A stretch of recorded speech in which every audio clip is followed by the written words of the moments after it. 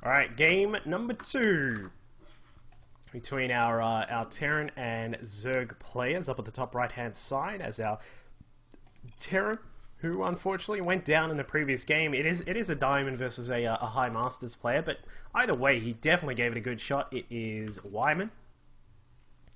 So he's over in the top left hand side. And down in the bottom right, as our green Zerg player who took out game number 1 with, it sounded like some really good play. It is Goatswarm. Alright, there's some true facts going on in chat, and I can tell you what, it was probably drop bears that did it. So, you know, blame Obama, drop bears, or something like that is what we've got going on here.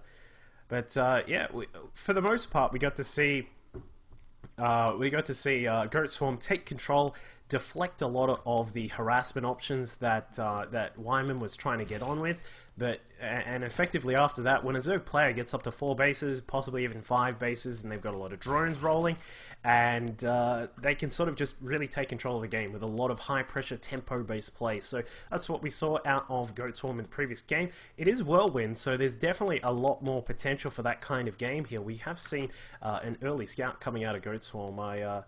A little bit surprised about that, going for the drone scout like straight up. That wasn't even like your average sort of 15 drone scout or anything like that. He just went straight up, wanted to make sure that he could catch if his opponent was going for some proxy racks or anything like that. It looks like we aren't going to get anything of the sort here from Weiman. He's going to go for a command center first on the very economic Whirlwind map. He's then going to scout out and see what his opponent is up to. Of course, shout out to the sponsors of the event, ISO and Logitech, and also, of course, Kingston HyperX and Twitch. So Weiman going to go for a CC first, followed by a barracks here. The one annoying thing, and I'm sure this happens to everyone, is that the SCV will always run over here. He'll like, when they're building, they'll always move over to this position. Oh, that guy almost did it, or move over here. And then the drone gets really annoying, and it's like, I can't even like drop the supply depot to try and go and kill it, because then, you know, if the supply depot's open, the drone will get in. The drone actually doing his best to try and poke away at that SCV. They're like having a little bit of a hug here, but it looks like both the buildings will get up relatively safely here for our Terran player. So he's going to start us off with a nice economic play. Meanwhile, for Goatswarm, he's got the spawning pull up and has gone for a relatively quick third base there, obviously recognizing that his opponent has also gone for a very economic play, and that means that he's able to go for the same sort of thing. You can do that, Typhoon, sorry. You can do that. You press T and then right click it back onto the building that you're trying to construct. And that can be a way to try and save your SCV, but it still can cost you a little bit of time sometimes though, which is the main annoying part of it. But yeah, no, that's definitely something you can do if you're ever having trouble with your SCVs moving on to the right side of, or the wrong side I should say, of any of your constructing buildings. But we do see that Goatswarm has got his third hatchery just on the way now. The SCV is going to see it, so he's going to recognize that his opponent is also doing a very economic play. Meanwhile, for Weiman, you know, I don't really expect this to, you know, to sort of have too much harassment right at the start. Obviously, we can see that Weiman is setting up a reactor here. He's got the factory, which is going to switch over, no doubt about that. And he'll probably go for just some Hellions right at the start. Now, you do want to get those Hellions out because this is such a big map, and if you can get across to the opponent's third base very quickly, then you may be able to really cause some mischief over there and perhaps take down some drones. Looks like the SCV will get taken out, so no more scouting vision for Weiman at this point. But his third CC is on the way. Factory just switching over with that barracks as well. Going to throw down a tech lab here, so looks like we'll probably see him move into a very standard sort of play. And you know, like an age ago, in, you know, possibly even a very long time ago in a galaxy far, far away, this kind of play would have actually turned into a Banshee, Cloak Banshee, or just a couple of Banshees. I'm sure everyone remembers Wings of Liberty and the normal sorts of Hellion into Banshee play that you would see out of Terran players, but you rarely get to see that anymore. I think that definitely will come about a little bit more once that Banshee change hits ladder. It'll be really interesting to see how people adapt to that and sort of get cloaked every now and then with their Banshees, and, you know, maybe go for some more old school harassment styles like we used to see in Wings of Liberty. But Weiman is going to get started with his stim. Marauder on the way. Going to protect against any early roaches or anything like that. 4 Hellions are now out. I would like to see him move out with this. I'm not sure what he's just hanging around for the moment. It looks like he's just waiting for a couple more to come out, and then he's going to move out with those annoying little Hellions. Overlord now floating through. Going to scan out that third command center here. Nice little grab for Goatswarm there. So he's going to recognize that his opponent wants to play a very, very macro-based game here, where both players, they're just going to get their worker count up. We can see that Goatswarm is throwing down his Roach Warren and a couple of Evo Chambers, but also droning up quite a lot behind that. He's going to be up at 60 drones in just a second here, and it looks like he's not going to suffer too much damage at the hands of these Hellions. There was a Spine Crawler prepared to deal with that. The Creep Trimmers lets them go. Very surprised about that.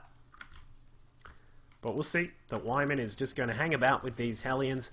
12 Lings are now on the way, +1 to weapons and melee carapace are on the way.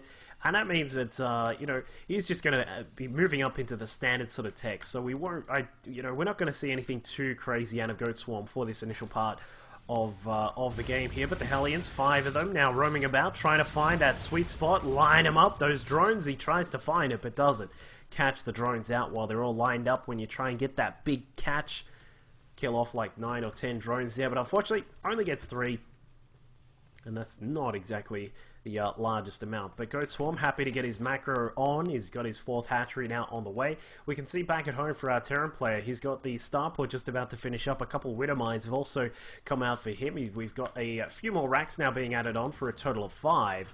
And it looks like, well, you know, Weiman just happy to move up towards that macro game that we were mentioning before. 1-1 on the way. Looks like that armory should sync up relatively well with the 2-2 initiation on those 2 eBays there. So not badly done there by Weiman to sync all that up quite nicely. That's something which you see with really high-level players. They will always sync up these kind of these linked kind of situations where you've got 1-1.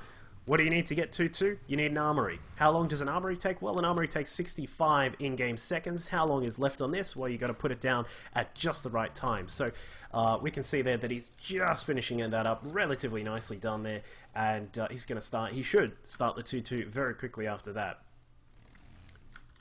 But for the moment, lots of Lings now coming out. In fact, it is going to be a Roach Ling Baneling bust coming out of Goatswarm. I'm a little bit surprised about this. I was expecting him to go for a little bit more of an economic play. We can see this is something which has really started to gain a lot of popularity in the Korean finals, and also, or I'm sorry, not the World finals, but the Korean finals. We got to see this kind of play coming out of the Zerg player there, and it looks like he's going to come across, takes out a couple of the Widow Mines. There are lots of roaches here. We've got wow, how many is that? 16 roaches in total, 29 Lings out on the field, and 24 Banelings. They're about to get rolling, and here they go, straight into the supply depots there, trying to be very careful of the Widow Mines, and they do come out, bust down the supply depot wall. The bunker also goes down, now crashing through into some Marauders and some Hellions, and that could be the end of Weiman in game number 2. Despite his best efforts to hold back the flood of units now rolling their way through, the worker count